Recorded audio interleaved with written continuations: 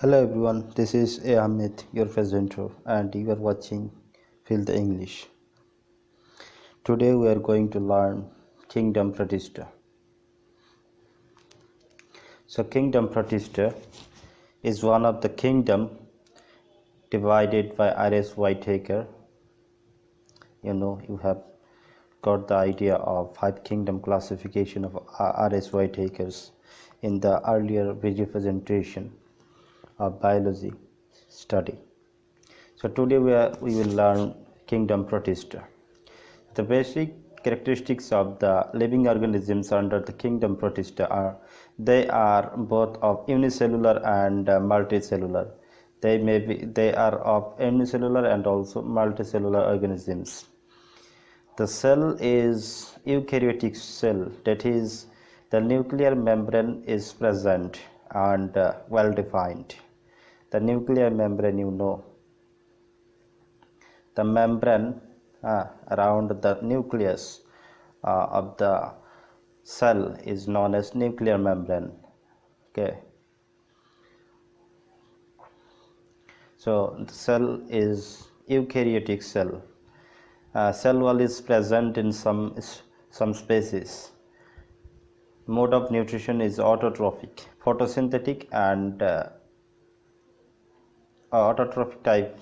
Autotrophic, it is photosynthetic type of autotrophic, and also heterotrophic nutrition. So these are the basic features of the living organisms under the Kingdom Protista. Now all the unicellular autotrophic living beings are classified under Kingdom Protista, but some of the biologists consider the photosynthetic protists as plants because most of the characteristics of the photosynthetic protists, photosynthetic protists are same as the higher plants, characteristics of the higher plants. So that is the reason they consider some of the protists as plants, not as protists. Protists are generally aquatic. They are aquatic. That means they live in the water. They live in the water. They are aquatic basically. Some protists contain flagella or cilia. Okay, flagella, flagella, a string type organisms for the movement, and cilia, hair type structure or organ for the movement. Reproduction process is both of sexual and asexual reproduction. They can reproduce both sexually and asexually.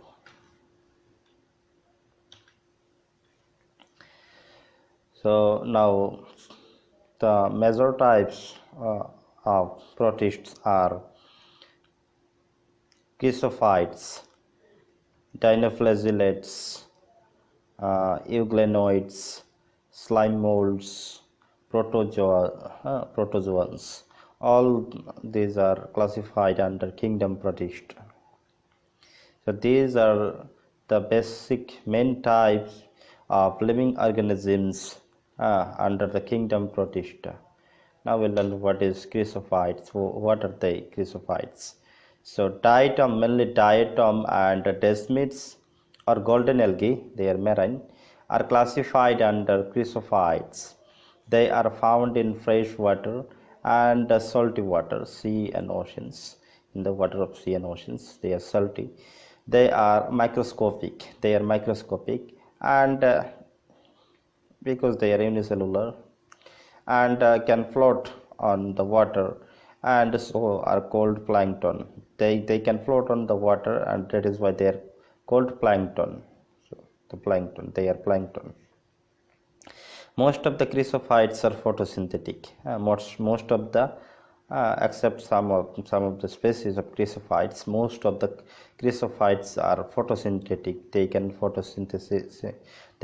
photosynthesis and make and can produce their own food. in the presence of sunlight. The cell wall of diatoms are called shells and are formed of silicon, The cell wall is layered into two sections, one upon another. Diatoms are the major producer in the seas and oceans. In the seas and oceans, diatoms are the major producer. They are the major producers in the seawater, inside the seawater, because they are photosynthetic. Diatomeous earth. What is diatomeous earth? We have to know in this regard. So diatomeous earth is nothing but the earth made of the cell wall of diatoms, because it is made of silicon. So after the death of diatoms, they are stored at the bottom of the sea. They are mixed with the sea earth, bottom sea earth, and later on, due to the chemical reaction, due to the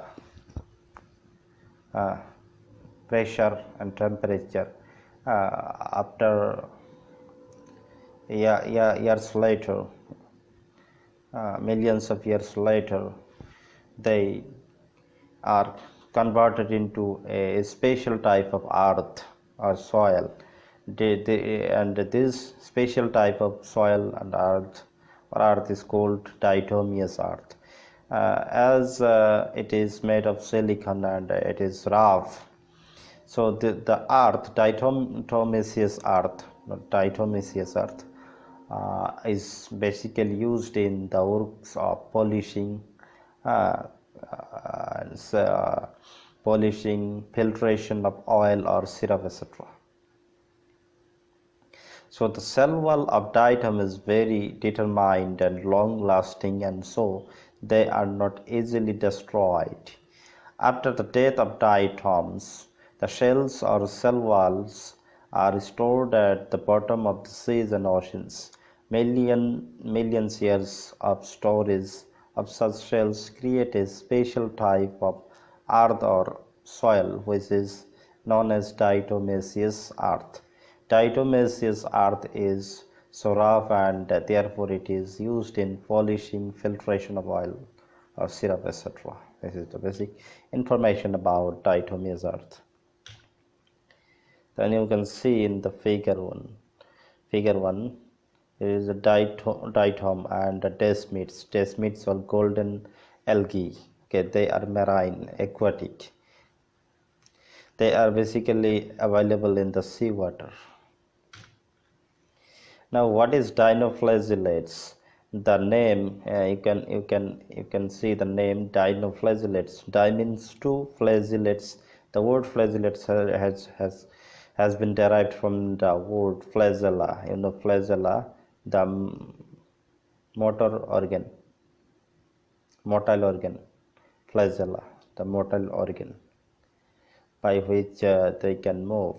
So dinoflagellates basically contain two flagella in the body for the movement. So dinoflagellates are mainly marine. Most of them have two flagella for movement, and so they are known as dinoflagellates. The living being having two flagella, di means two. They are varied in colors due to the presence of different color substance. They are yellow, blue, red, or silky. Dinoflagellates contain hard plates outside their cell wall. You can see the one of the dinoflagellates here. It is conulix in the figure. In the picture, you can see it is conulix. The red dinoflagellates named conulix reproduce at such a fast rate that they red the sea. They turns the seawater red within a less period of time, or within a very less period of time, with a very short period of time. This phenomenon is known as the red tides. Okay, these numerous Guanulae secrete toxin poison that kills sometimes the fish and other marine animals or aquatic animals. The guanulae, yes, you can see in the figure guanulae.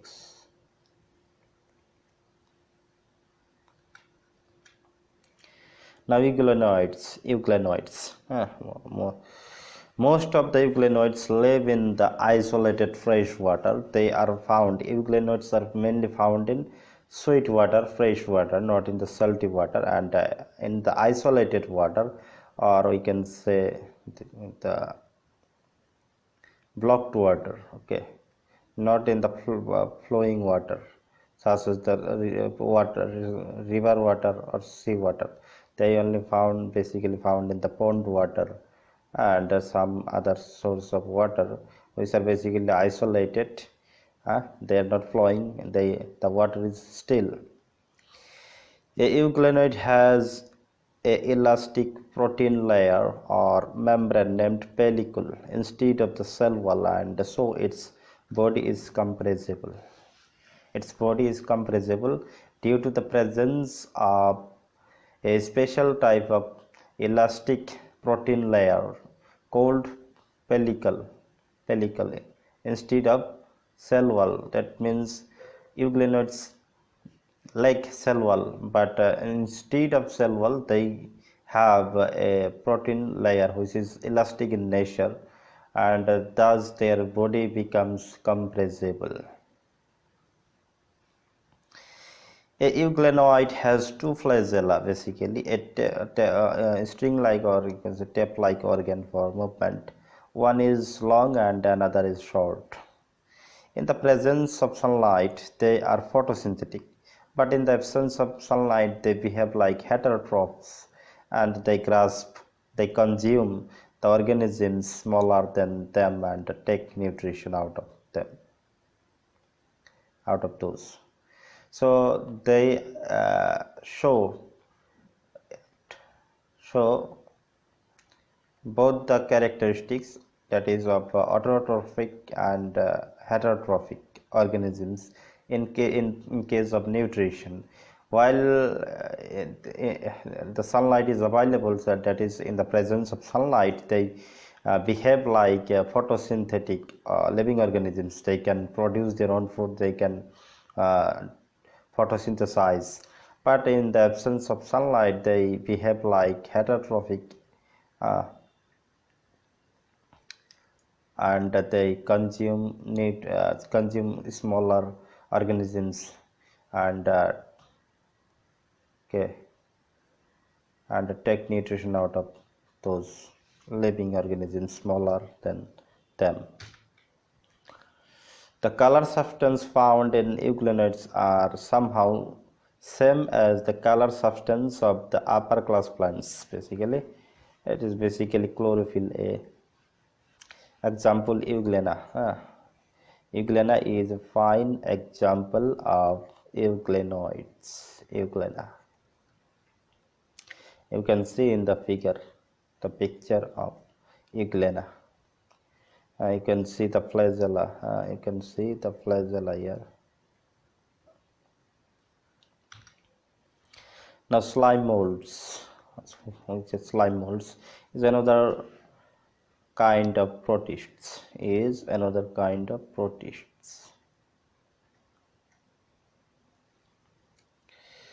Slime molds are saprophytic protists. Through decayed leaves, branches, etc., slime molds move towards the organic substances and survive. Okay, they are saprophytic. That means they take nutrition out of the dead animals or plants, decayed leaves, etc. In the favorable environment, its body is naked. The body of the slime mold is naked, quite naked, and so the cytoplasm containing numerous cell center is not covered by any cell wall. It is not covered by any cell wall in the favorable environment, and this type of collections, okay, are called plasmodium. Okay, the cell center are called plasmodium. Numerous cells, they contain numerous cell center,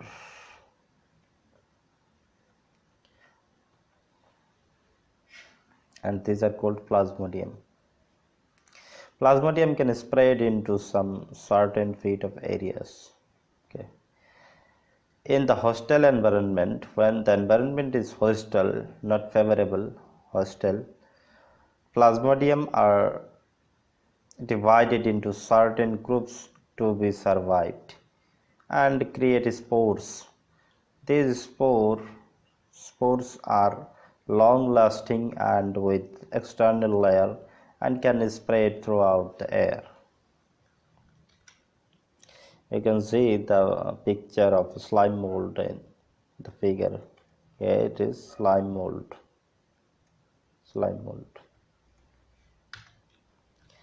Now protozoa.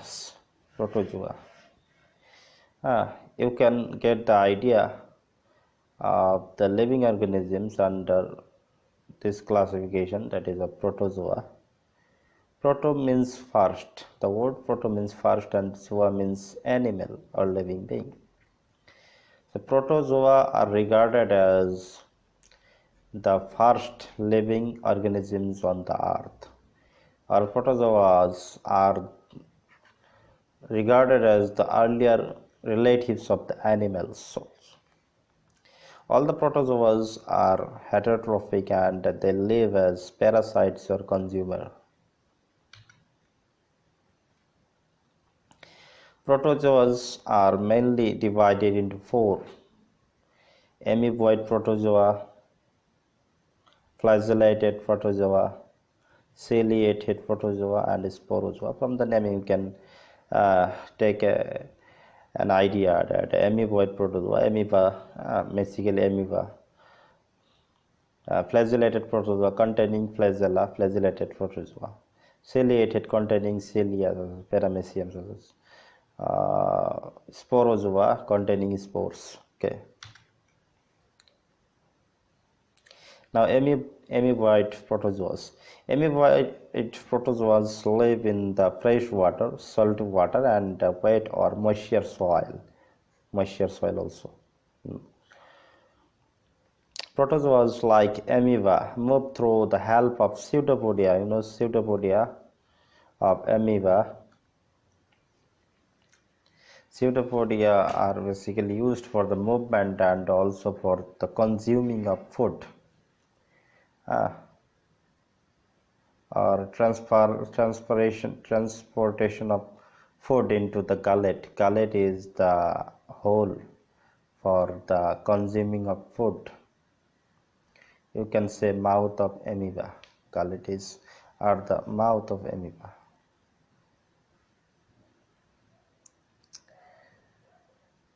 Protozoas like amoeba move through the help of pseudopodia and hunt microorganisms.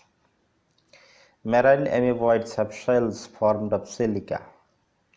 Entamoeba is an example of amoeboid protozoa and they are parasites.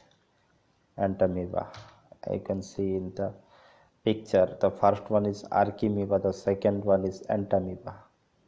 Entamoeba.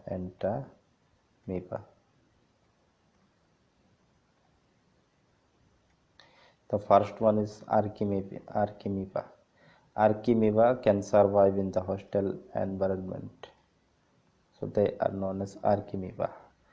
The first one is Archiamoeba, the second one is Entamoeba. You can see Entamoeba histolytica one is one of the example. Entamoeba histolytica. Okay, they create dysentery disease in our body. Dysentery. See, now flagellated protozoa. Flagellated protozoas are the protozoas having flagella, either free or parasites. Parasites are responsible for the disease called sleeping sickness. It is an important point. Uh, Parasite flagellated protozoas are responsible for the disease called sleeping sickness. Trypanosoma. Okay, trypanosoma is a good example of flagellated protozoa. Now, ciliated protozoa, those ciliated protozoa contain cilia for movement in the body, hair-like structure outside the body. Ciliated protozoas are aquatic, they are aquatic in nature and contain thousands of cilia in the body for active movement. There is a cavity named gullet. Amoeba also contain gullet that opens on the cell surface. Gullet. In the water, cilia helps in reaching the food in the gullet to be consumed. Example, Paramecium.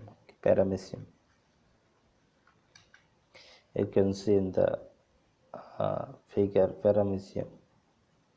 It is the Paramecium. You can see Peramoceum.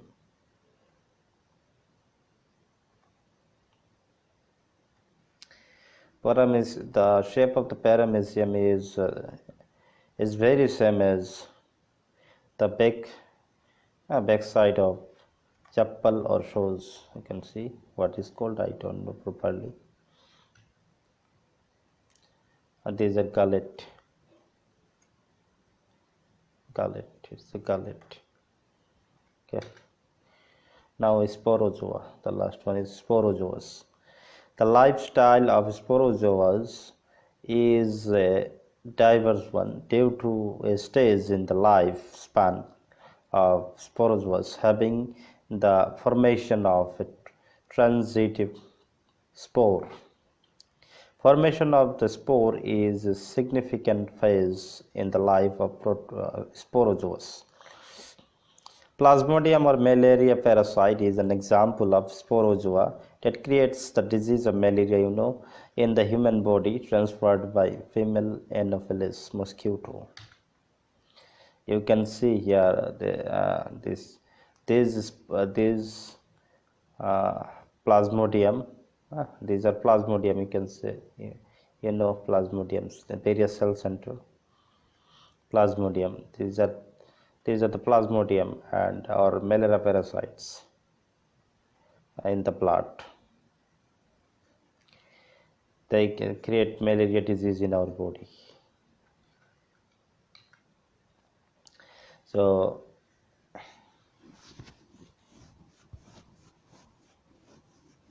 okay.